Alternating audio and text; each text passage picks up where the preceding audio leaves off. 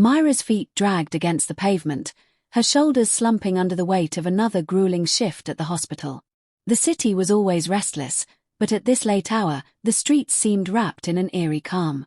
The cold air nipped at her skin, and she shivered, hugging her coat tighter. The apartment complex loomed ahead, its dull concrete walls shadowed by darkness. But her gaze settled on the familiar figure stationed at the entrance, Rafi, the night watchman. He was a fixture of her routine, just as constant as the exhaustion settling deep in her bones. "Good evening, His voice was steady, polite, but there was a softness to it that Myra had come to expect.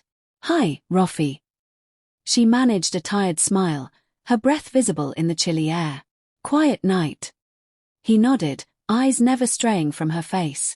"Just the usual. How was work?" Myra shrugged, her shoulders sagging. "Same old chaos. Some days, I wonder why I even bother." "Because you care," he replied, the certainty in his voice almost startling. "That's why." She chuckled, the sound brittle. "Maybe. But it's hard to feel like you're making a difference when everything keeps falling apart." Rafi's gaze lingered, his expression unreadable. There was something reassuring about his presence, the way he seemed to listen without judgment.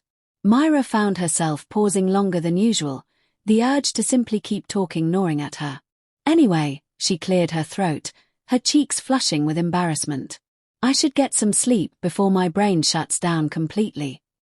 "Rest well, Myra," he said, her name falling from his lips with a careful warmth. Myra turned away, but the heaviness in her chest felt a little lighter. As she trudged up the stairs, she couldn't help but glance back. Rafi was still watching, his attention fixed solely on her. The following nights fell into the same rhythm.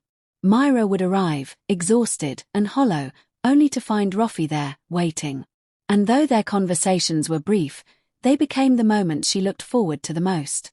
He was nothing like the men she usually encountered. Rafi's kindness wasn't laced with expectations or pretense. It was genuine, as if he simply enjoyed her presence without demanding anything in return. One evening, as she approached the building, Myra noticed something different. Rafi's posture was tense, his fingers twitching at his sides. His gaze met hers with an intensity that left her breathless. "Everything okay?" she asked, her concern genuine. "Yes, his words faltered, but his eyes held a determination she hadn't seen before. "I've been meaning to ask if you'd like to, maybe have tea sometime. Just to talk. I enjoy our conversations." Myra's heartbeat quickened, her exhaustion momentarily forgotten. His offer was simple, but the sincerity behind it was disarming. "Tea sounds nice," she replied, her smile genuine and unguarded. For the first time, Rafi's somber expression softened into something like hope. Rafi's invitation had been simple, almost hesitant, but it lingered in Myra's mind long after that night. Days slipped by, yet she couldn't shake the memory of his earnestness. The thought of spending time with him away from the monotonous routine of her late-night arrivals was both thrilling and unnerving. Their next encounter was drenched in rain, the downpour relentless as Myra stumbled toward the apartment building, shivering beneath the thin fabric of her coat. She cursed herself for forgetting her umbrella, her shoes soaked through as she splashed across puddles. But there he was, standing under the meager shelter of the entrance, holding an oversized umbrella in his hand. His eyes widened as he saw her approaching, and without hesitation, he rushed forward, extending the umbrella to shield her from the icy rain. "You'll catch a cold like that," Rafi scolded gently, his brows drawn together in concern. "You should be more careful." "Didn't expect the rain," Myra admitted, her voice quivering from the chill. "Guess I wasn't prepared. Come on. Let's get you inside before you turn into an icicle." They huddled under the umbrella, his arm brushing hers as they made their way to the door. Despite the cold, a warmth spread through Myra's chest, chasing away the shivers. "Thank you," she murmured once they were inside. Her hands rubbed her arms, trying to restore sensation to her numb skin. Rafi hesitated before speaking. "You're always taking care of everyone else. Figured someone should look out for you once in a while." The words struck her like a gentle blow, the sincerity in his voice weaving through her defenses. No one had ever said something like that to her before. No one had ever noticed. "Tea," he offered, his voice softer now. "I keep some in the security room. Just in case." "Tea would be perfect," Mira replied, her lips curving into a genuine smile. They sat on the worn chairs tucked away in the cramped security office, sipping steaming cups of tea that chased away the chill. For the first time, their conversation flowed beyond casual greetings and pleasantries. Mira shared stories about her exhausting shifts, her doubts about her career, her dreams of finding fulfillment beyond the endless grind. And Rafi listened with an intensity that made her feel seen. Really seen. In return, Rafi spoke of his own life, how he ended up as a night watchman, the responsibilities he bore for his family, the quiet loneliness that came with nights spent in solitude.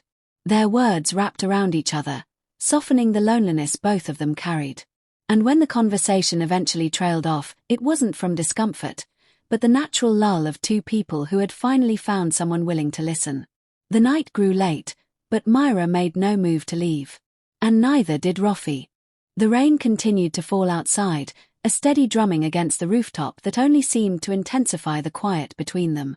Mira cradled her cup of tea, its warmth seeping into her fingers as she met Rafi's gaze. The flickering light overhead cast shadows across his face, but his eyes remained steady, locked on her with a kind of intensity that made her chest tighten. "I've been meaning to ask," Rafi began, his voice low and careful. "Why do you keep doing it? Working yourself to exhaustion like this?" Mira let out a tired laugh. "Maybe because I don't know how to stop. There's always someone who needs help. Someone who needs me to hold them together. But most days, I feel like I'm the one falling apart." The confession spilled out before she could swallow it back, her own vulnerability surprising her. She expected pity or polite reassurance, but Rafi's expression remained earnest, his attention never wavering. "You give so much of yourself," he said softly. "Maybe it's time someone gave something back." Mira's heart skipped. "And you think that someone is you?" "Maybe," he admitted, a shy smile tugging at his lips. "If you'd let me try." She hadn't anticipated the fluttering warmth his words would stir within her. For so long, she'd been running on empty, pouring everything she had into others without expecting anything in return. But here was Rafi, offering something she hadn't realized she needed. They sat in comfortable silence, words no longer necessary.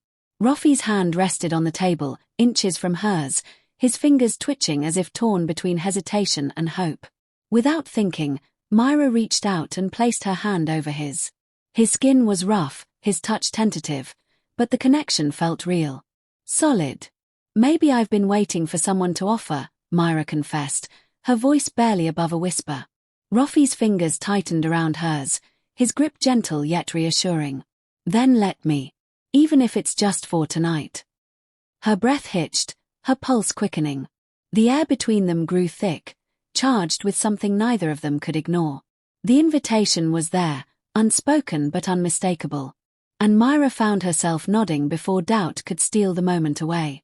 Rafi rose from his seat, his hand still holding hers as he led her down the dimly lit hallway to his apartment. It was small, modestly furnished, but there was a warmth to it that made Mira feel welcome. Safe.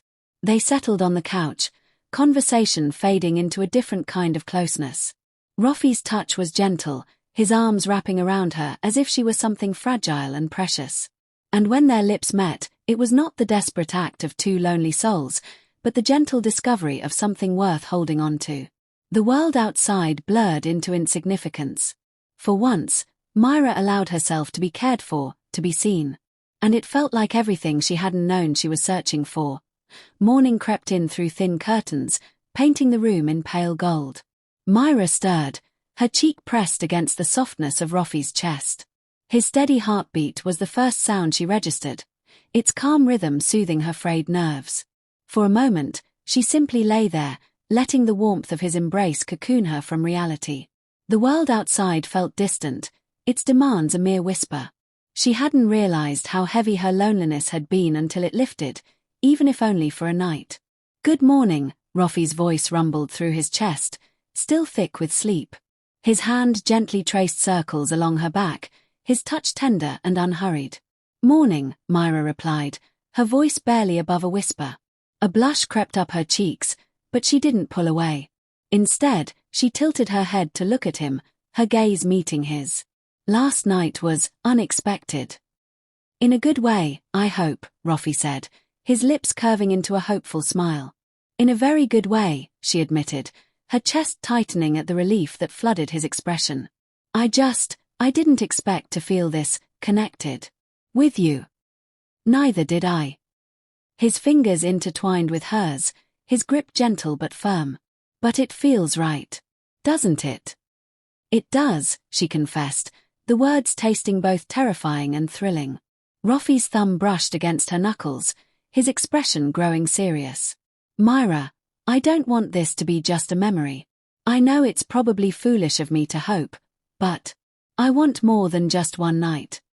Her breath caught, his words echoing something she hadn't dared to voice herself. For so long, she had been giving pieces of herself away, trying to mend everyone else's brokenness.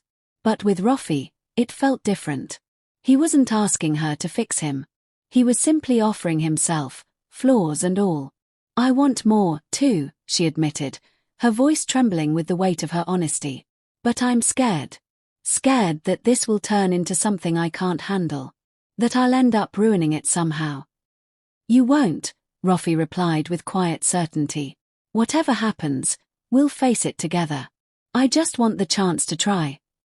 Mira searched his eyes, her doubts slowly unraveling under the warmth of his gaze.